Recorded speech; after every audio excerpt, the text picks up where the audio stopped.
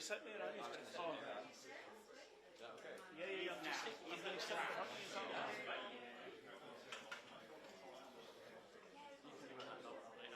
It's really just here. Do you? You got him in it, right? Well, massive ear. Look into the microphone.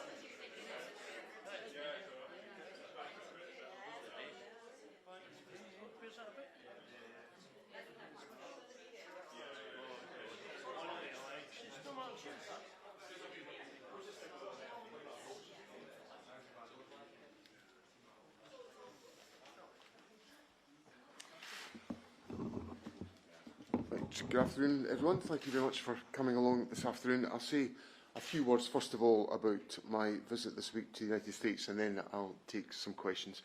Given the time difference between here and Washington, DC, it was difficult last night to share information about my visit, so I thought it essential to be available to answer questions as soon as possible after my return. It's now less than a week to go before the President of the United States will arrive in the United Kingdom for the state visit. That means that we are right now in the critical days when decisions will be made and deals finalised in relation to the UK-US trade deal. And those decisions will affect jobs, growth and prosperity here in Scotland and across the United Kingdom. The negotiations are, of course, being conducted by the United Kingdom Government, but Scotland has significant interest, not least in the whisky industry. It became clear when President Trump visited Scotland in July that amongst the many issues being considered in the trade deal, the tariff on whisky was not on his radar. That changed during the course of that visit. Thanks to the conversations, I got the issue on the agenda and made it one of the 2 to 3 key sectors that were the focus of ongoing discussions. While it was encouraging to get it onto the agenda, we certainly did not get a deal over the line. Since then, there has been work behind the scenes undertaken by both the Scottish Government and the United Kingdom Government. And with a few days just to go before the state visit, my sense of where things stood was that there was a chance, but only a chance, that a better deal on whisky was possible. I therefore decided on Saturday to travel to Washington, DC myself to try to make more progress. The invitation that we then received from President Trump to meet him personally meant that we had an opportunity to make the case to the person on the American side who could, in the end, make the decision and do the deal. I did not go to negotiate. That is for the United Kingdom Government to do, and we certainly were not going armed with just special pleading and sentiment. No, we went to make the case to America that there was a deal possible that was better for Scotland and, crucially, better for the United States too, a win-win. We spent 50 minutes yesterday in the Oval Office with the President and with Secretary of State Marco Rubio. It was a good meeting, a very serious and a very substantial conversation.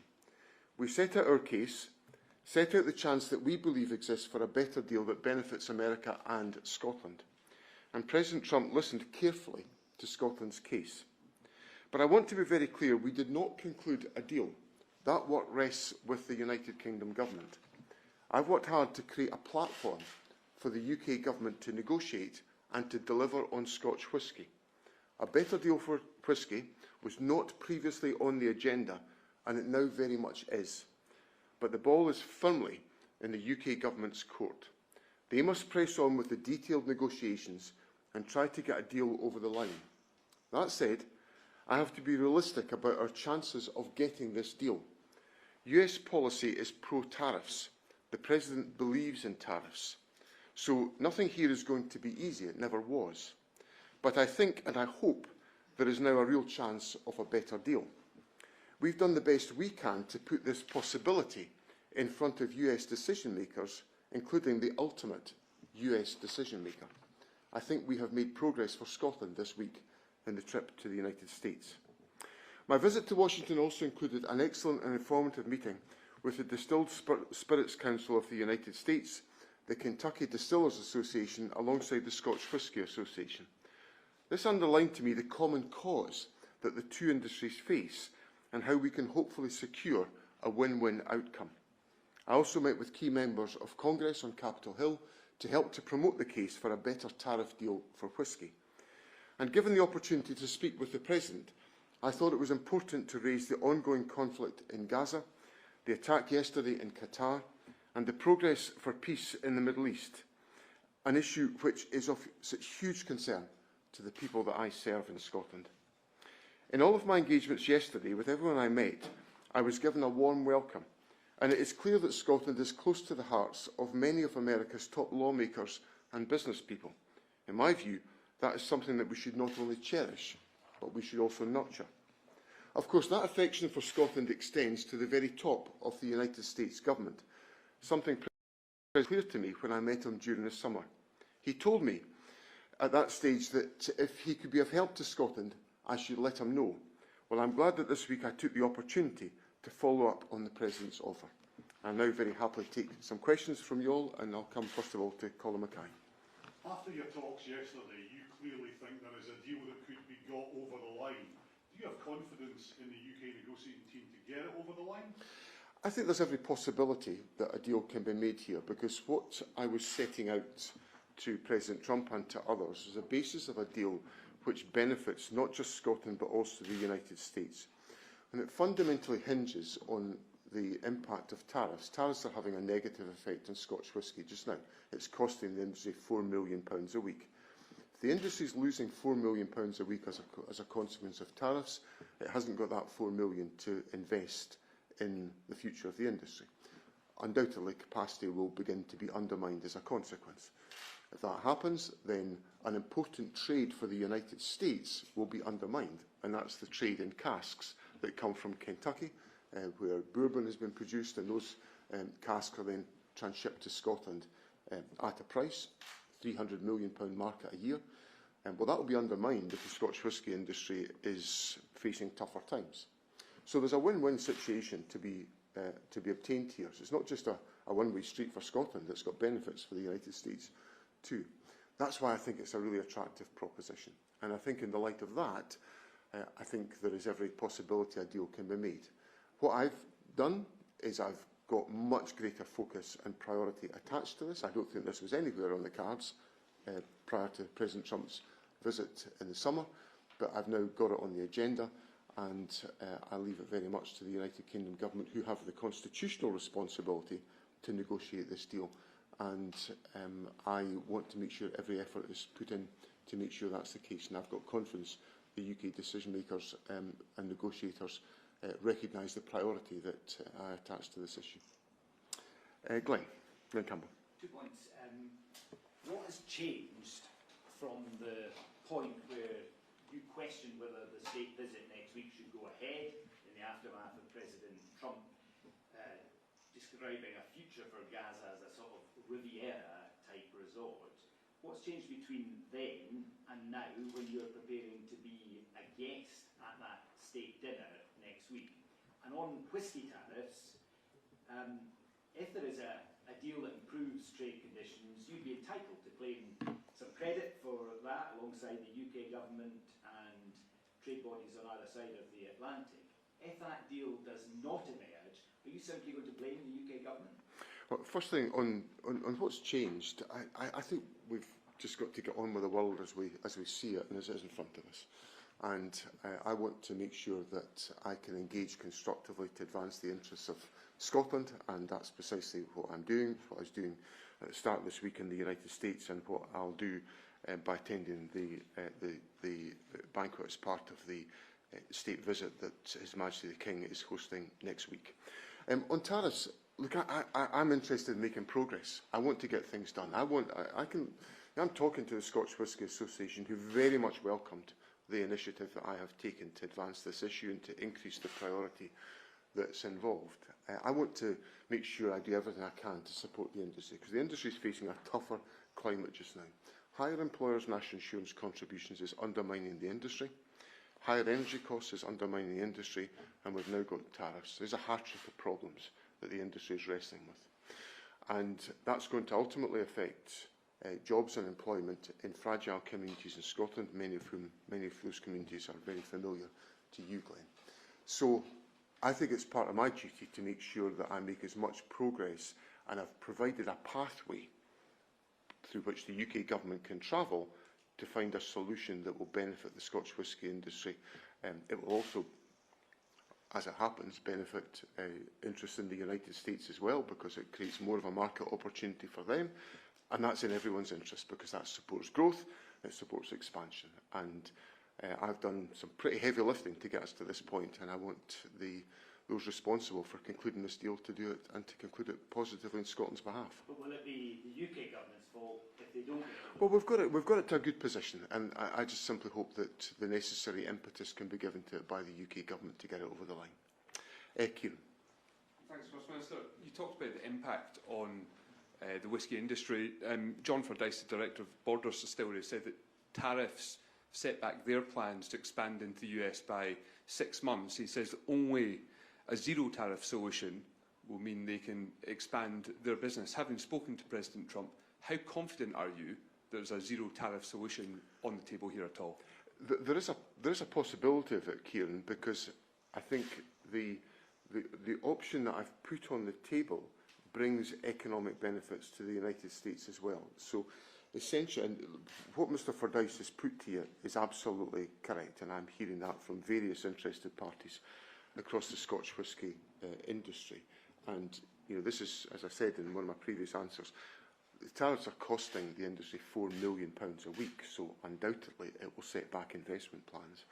And interestingly, I was talking yesterday with a representative of the company that is responsible for transporting the barrels from Kentucky to Scotland, and they're already seeing orders being cancelled by Scottish distilleries because they just do exactly what you're talking about in the Borders distillery, where distilleries can't be confident of their production, so they're not ordering the casks, so that has a negative effect on economic activity in the United States. And that point I made strongly to President Trump, who obviously is very interested in jobs and growth in America. That's the heart of the tariff agenda. So what this approach helps to do is that it actually addresses the agenda that President Trump is concerned about, which is jobs and growth in America. I think so there's an opportunity there.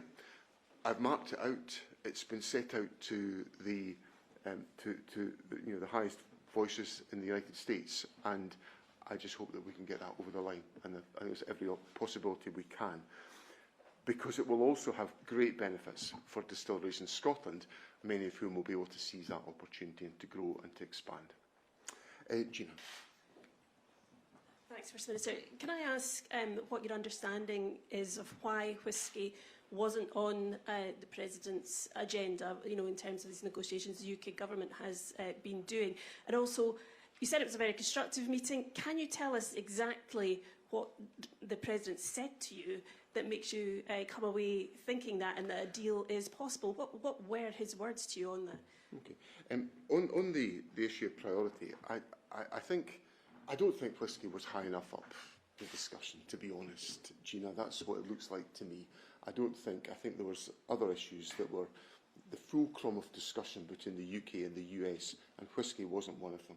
So my task over the summer was to get whisky onto the radar, and I succeeded in doing that with the visit of President Trump, and I've obviously been nurturing those discussions over the course of the intervening period. The government's been very active in trying to encourage more and more attention on this within the UK negotiators, and I think we've got to a position, obviously, as a result of the visit that I've just paid, where we've got that into a much stronger position.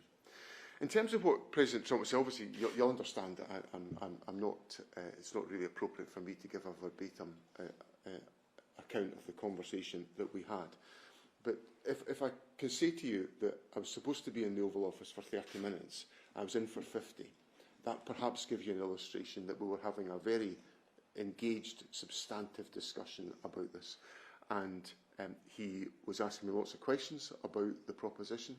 He was very familiar with the issue I was raising about the impact on jobs in the United States. He was very interested in that particular point. And he obviously comes to this discussion with a deep affection for Scotland. I was explaining to him the challenges that the Isle Harris distillery has faced, for example, where there's been employment loss there. A really dynamic distillery, marvellous product, great development, the largest employer now in the Isle of Harris, but losing jobs because of the difficult market conditions. So when I met President Trump in the summer, he asked me many questions about the Western Isles. He was fascinated about what was going on in the Western Isles these days. And one of the examples I cited to him was Isle of Harris Distillery as an example of good development, good economic opportunity, providing new possibilities for young people in the island. He was really interested in that. But the consequence of tariffs is that opportunity will be more difficult. And I think President Trump took that argument very seriously. Okay, Alan. Thanks, First Minister. On a completely unrelated topic, you'll be aware the preliminary hearing of the LGML inquiry got underway earlier, and a group of former patients have handed a letter into your office today calling for you to lift the time bar when it comes to compensation, because they're saying they're facing serious financial harm, and all the support or advice they've had from the Scottish Government so far has been to signpost them to food banks or to charity grants. So what would you be saying to those LGML victims today, and are you considering offering any sort of financial assistance to those former patients? First of all, let me say that those who have suffered as a consequence of the activities of Mr El-Jamel are very much in my thoughts and my reflections. I have a number of constituents who have been affected negatively by Mr El-Jamel's surgery, so I'm acutely aware of the suffering of individuals. I'll look with care at the letter that's been submitted. The Government, of course, has a number of approaches in place to provide financial compensation for individuals in certain circumstances. We've obviously passed the limitations legislation, which relates to many of these questions.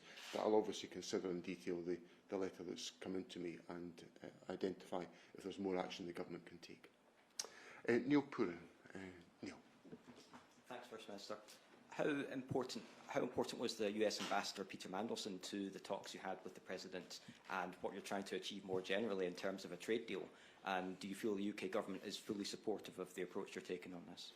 Well, the UK Government has been helpful to me in the arrangements that were put in place in relation to the visit, and we've obviously had a number of discussions with the UK Government around about the whole question of whisky tariffs, and I have been able to benefit from an extensive briefing from the embassy in Washington, from a range of different individuals within the embassy, the ambassador himself, the deputy ambassador, the Minister Councillor for Trade and Global Issues, the head of political arrangements, the senior trade policy advisor, and the director of the Department of Business and Trade on US trade strategy and negotiations. So all that expertise has been available to support me in what I've taken forward with the President. So I've had the opportunity to have that assistance from the UK Government, which has been constructively deployed by me to find a solution on behalf of the Scotch whisky industry. So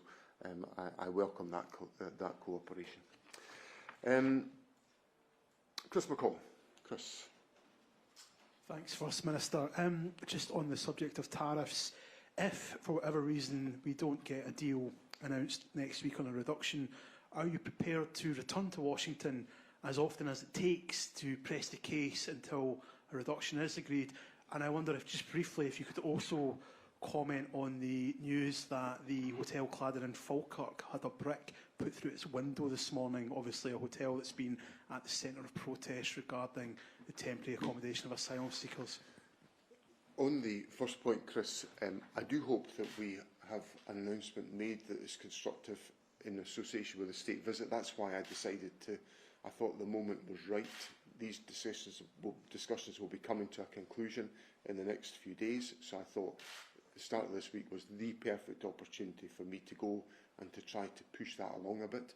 And I think in that respect, I feel very pleased that we've had that opportunity to do so and to be welcomed so well to enable that conversation to be had.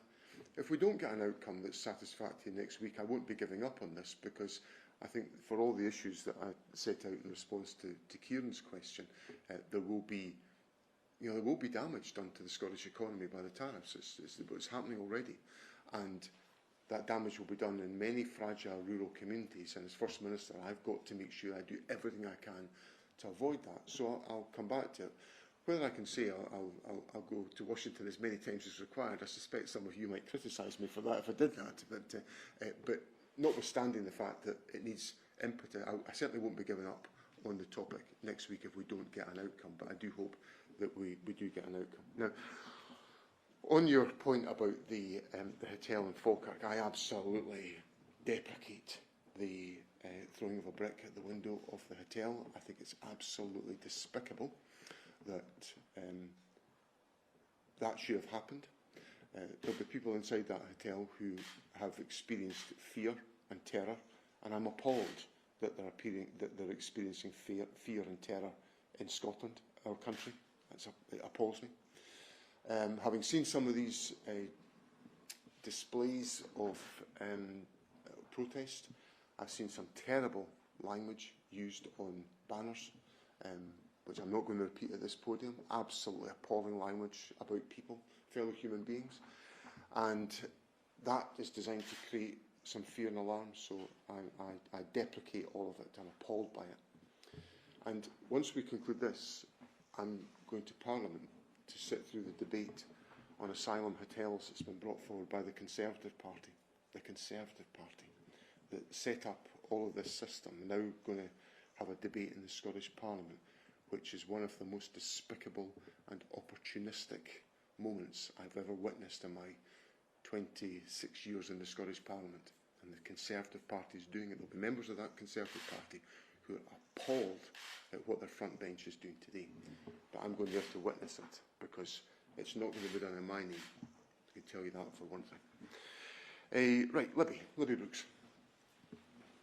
Thanks, First Minister. Going back to Gina's point about why whisky wasn't on the President's radar when you spoke to him earlier in the summer, do you consider that sort of a responsibility and therefore a failure on the part of the UK government and negotiators for that? And following the conversations that you've now had, what advice would you have for the UK negotiators? I think on the first point, Libby, I just think whisky wasn't getting the priority that it needs. So I think that's all I need to say about it. But I sorted that out over the summer, and it's now got the attention that it needs, and it's an active scope and consideration. In relation to what has to happen next, well, there's obviously, I want to make sure in negotiation there's got to be give and take. So there will have to be some degree of compromise on these questions. I think there's a really good opportunity for whisky essentially to be put into almost a separate category, 0 for 0, sort of out with tariffs, because it's got the approach I'm suggesting has a benefit for the United States as well as for Scotland. But that depends on the handling and the steps taken by the UK negotiators, but I think they're very much aware of the possibilities that have been raised by the intervention that I've made. Simon. Thank you. A couple of questions. Following your meeting with President Trump in April, you said that he had demonstrated a willingness to make an exception for whisky from the tariffs. But then when he was on a flight on Air Force One back to the US, he was asked about this, he said, we really didn't discuss it much. Are you concerned that there may be a gap between what he's telling you and sort of glad handling and that sort of thing, saying what you want to hear and what he actually may end up doing? And just going back to Peter Mandelson, obviously you've read and seen the allegations against him and with regards to Epstein, and you'll have seen him his work up close as US Ambassador as well. Do you think he's a suitable person to continue being US Ambassador for the UK? On the sequence of events, my meeting with President Trump was in July and not April. Sorry, July. He flew off. He flew off. Yeah, that's right. Yeah. I think the thing. What I would say, obviously, President Trump's got a lot of things on his mind. You know, lots and lots of things. I was quite expecting yesterday that his office might have said to me the meeting can't take place because of international events, and I would have completely understood that because the big events were taking place yesterday. But instead of that, I got 50 minutes, not 30 minutes. So I think that probably indicates that President Trump was pretty engaged on the issue that I was raising with him. So I don't really have much concern that... So you're not being played by President Trump now? I don't think so, no, because we had a very substantive discussion about all these questions. And then on the issue of His Majesty's Ambassador to the United States, you know, the choice of ambassadors is for the Prime Minister to take and to defend, and it's up to the Prime Minister to address these issues. So you doing the job as far as you're concerned? Well, I had no issues with the engagement with the United Kingdom Embassy and the support that they gave me in the last couple of days. Mark. Thanks, First Minister. Just on Lord Mandelson, you said that it's for the Prime Minister to choose, but you're not backward in coming forward with recommendations if you think they're merited. So does Lord Mandelson, do you have confidence in Lord Mandelson to represent Scotland's interests in the US while he's got this association hanging over him? Was there any consideration of cancelling the meeting when you woke up that morning in the ambassador's residence and saw your host and the person you were going to meet both in this book? Well, I've just got to get on with the world as it lies in front of me, and part of that is involved with my absolute focus for the last few days has been about delivering for Scotland on whisky, and that is what took me to the United States, and I was determined to be focused on that outcome. So no other consideration really has come into my mind. I wanted to get an outcome for Scotland, and that's what I've concentrated on doing. And then in terms of issues about appointments to be ambassadors, as I said in my other answer to Simon, that's a matter for the Prime Minister. Dan. Hi, thanks, First Minister. Can I just ask how you would characterise your developing relationship with President Trump? Do you like him as a person, political differences aside? And also, you mentioned Gaza came up. Did you specifically express your view that Israel may be guilty of committing a genocide? Thank you. Well, obviously, I raised with President Trump, as I did in August, my deep, July, I should say, my deep concerns about the situation in Gaza and the suffering that is underway, and I made it clear. I appealed to President Trump to use his influence to try to bring the horror to an end. So that's the appeal that I made to him. And in relation to the nature of my relationship with President Trump, I want to make sure that I do all that I can to constructively advance the interests of Scotland. That's what my duty is as First Minister. And President Trump has made clear, and he made clear to me in the summer, that he wanted to help Scotland if he could. So this is a moment where I think Scotland could do with some help, because one of our key industries is facing hardship, and I decided to take that opportunity to advance that argument and that possibility, and I'm glad I've done so. Do you actually like him as a person? Well, we have a perfectly courteous relationship with each other, and that relationship, I think, is one that I enjoy with lots and lots of people. Obviously, President Trump and I do not agree on everything. Quite clearly, we don't. But we've both got jobs to do, and I've got a job to do delivering for Scotland, which is what I'm doing. Michael. Just to clarify on that last question, so did you make the comment to President Trump that you did in the Scottish Parliament last week, which is that you said that this might be a genocide? And are you concerned that there is now such a backlash from the Jewish community in Scotland at some of your comments? some members of that community say that they don't feel safe to say that they're proud to be Jewish, and that your comments have added fuel to hatred that already exists. Are you concerned by that? Well, I think I've made really quite clear to everybody my views on the situation in Gaza, and I've also engaged with the Jewish community to try to address their concerns. I knew that the Jewish community would not be comfortable with what I said to the Scottish Parliament last week, but I had to do that because of the way I see the issue, the way I see the suffering that is underway. I had to make these comments clear to the Scottish Parliament, and it's important that I did so.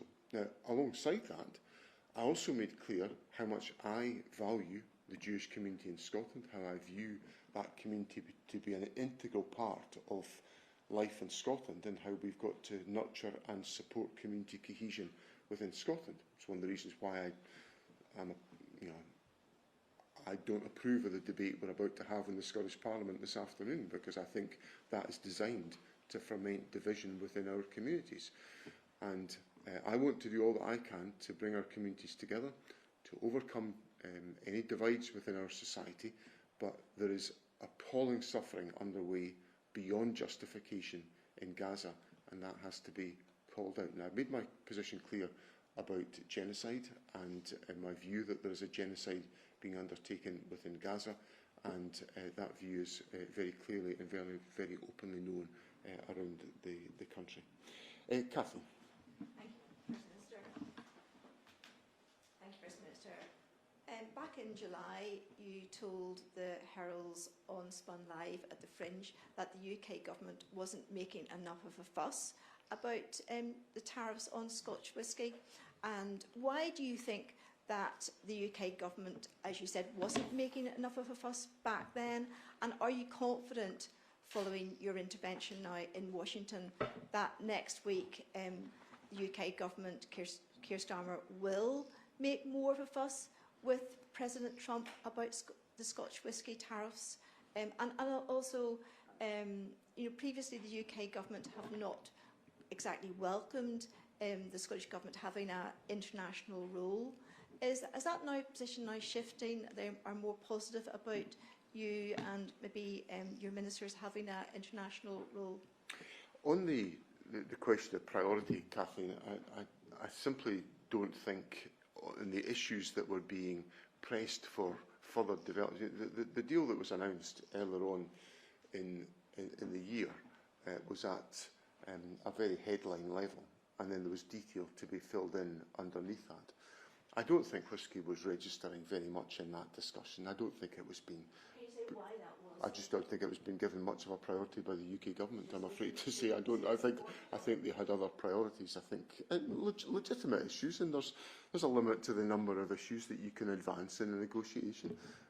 So my job was to make sure that whisky wasn't forgotten about, and I think I've got that on the radar now, and I've used every intervention I possibly can do constructively to try to make sure that's the case. And I'm going to make no apology for that at all.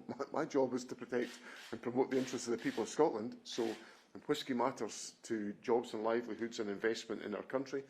And I think there's an opportunity to enhance that. So I just had to get that up the priority list. And I think I've succeeded in doing that. Will it lead to a deal? Well, that's when you come into the inner sanctum of the negotiations. And I'm not in the inner sanctum, I'm afraid. I'd love to be, because I want Scotland to be an independent country, able to take these negotiations forward, but I'm not in the inner sanctum of those discussions.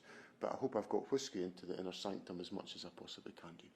And I want to make sure that every intervention that I make is a constructive intervention to try to bring that about. And now, in relation to the international perspective, I suppose it depends the way you look at these things. I think what I was doing was protecting and promoting the interests of Scotland, which is what is in my DNA as First Minister of Scotland. Now I'll do that whether that's in Edinburgh, or if it's in Washington DC, or if it's anywhere else that I happen to feel I've got to make that intervention, I'll make that, because it's about making sure Scotland's interests are advanced. And I think the UK government certainly didn't strike me as being in any way perturbed by what I was. A sea change in opinion in the UK government? Well, I'm sure you have their telephone number. You can ask them what they think or their email address. But for my part, I'm just doing my job. Alistair. Alistair. Hi, thanks very much. Just on your meeting with President Trump, did he give any indication that a deal was possible or there to be done, or does your optimism simply stem from the fact that he showed interest in the issue and that he kind of asked questions about it? And just on Peter Mandelson, putting aside the appropriateness of his position, were you concerned by that letter from Lord Mandelson in which he called Jeffrey Epstein his best pal? And did the Epstein issue come up at all when you were staying with him? On the question of the perspective of President Trump, I think President Trump could see what I was getting at.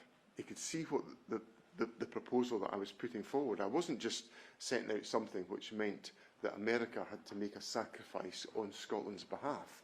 I was setting out a proposition to essentially take the whisky and the bourbon issue out of the equation and to try to get a win-win for both industries.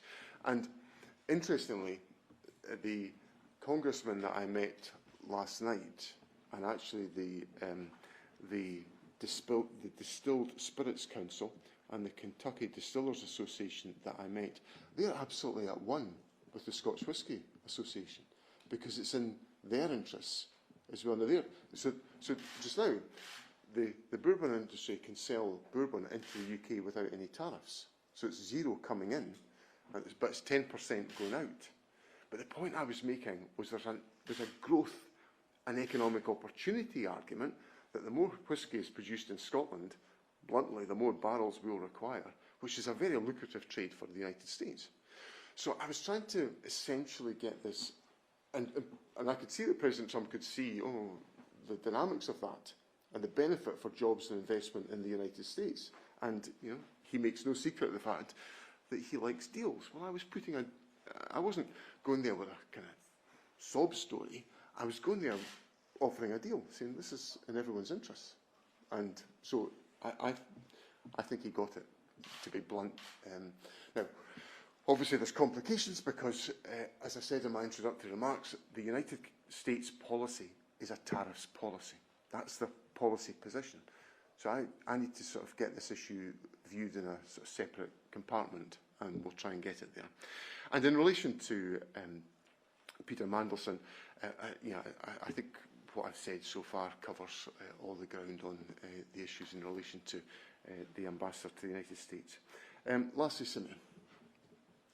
Thanks, First Minister. Did the issue of returning the Open Golf Tournament to Trump Turnberry come up during your meeting? If so, could you elaborate on that? If not, maybe could you talk about any other practical measures the Scottish Government could offer the US that might help the UK get a tariff deal over the line for Scotch whisky? I think, well, what I would say is, I'm not going to go through the specifics of points of conversation, but what I would say is that I made clear to President Trump, as I did when he came here in the summer, that we welcome the attraction of major golf tournaments to Scotland. And there's a lot of criticism of me about the sponsorship of the Nexo Golf Championship at Balmedy, and I'm absolutely totally at ease with that. I think that's the right thing to do, to invest to attract these major tournaments because they bring huge economic benefit to Scotland. In relation to the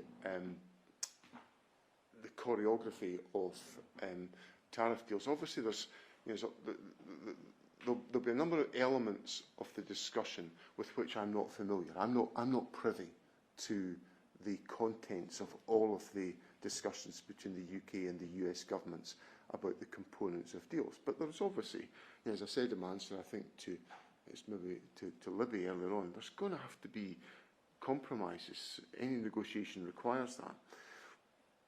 The point I'm making about the whisky proposition is that I don't actually think there's an awful lot of give required on the part of the United States because there's a big economic upside.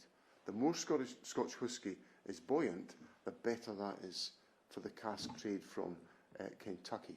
And the more I can get thinking onto that as a series of mutually beneficial economic opportunities on this side of the pond and that side of the pond, the better in bringing us together into points of agreement about this. He's also a very transactional president, isn't he? I mean, surely, like, offering something that would be personally Well, I think I was beneficial for him would be... Well, but I think that, I suppose I was doing that, Simeon, in the sense that I was saying, if you take the tariffs off, there's likely to be more activity in the whisky trade in Scotland, which will require more call on the product from the United States, which will benefit jobs and investment in the United States. And I come back to one of the examples I cited earlier on.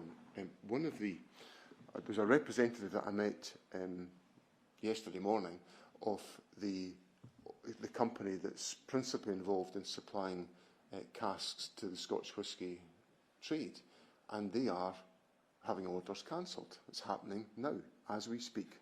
So that company is losing orders, and they understand why. It's because of the tariffs, and they can see the effect. They're having to lay off staff in the United States because of the impact of the tariffs. And I'm worried on this side of the pond that people are going to be, or people are being laid off in the whisky industry just now because of tariffs, because the industry cannot, that extra cost is undermining the industry. So if we take away that extra cost, then we create the opportunity for more production in Scotland, more market opportunity, and that therefore creates more market opportunity in the United States. Now that is a transactional deal if ever I heard one, Simeon.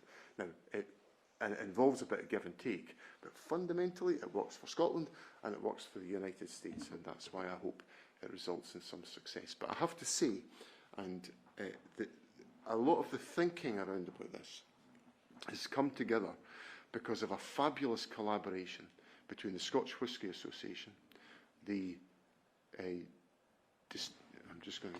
going to get their Sunday names correct so that I don't get this wrong. If you forgive me, the Distilled Spirits Council of the United States and the Kentucky Distillers Association. The collaboration between those three organisations, the Distilled Spirits Council of the United States, the Kentucky Distillers Association and the Scotch Whisky Association, has been absolutely superb in bringing together a meeting of minds about this economic opportunity. And I look forward, I'll be hosting the board of the Scotch Whisky Association in Butte House on Friday morning. They're coming to Edinburgh. I'll be hosting them in Butte House, and I look forward very much to discussing this issue and others with them, because the industry matters to Scotland and our economic well-being. Okay, right, that's all. Thank you very much. Thank you.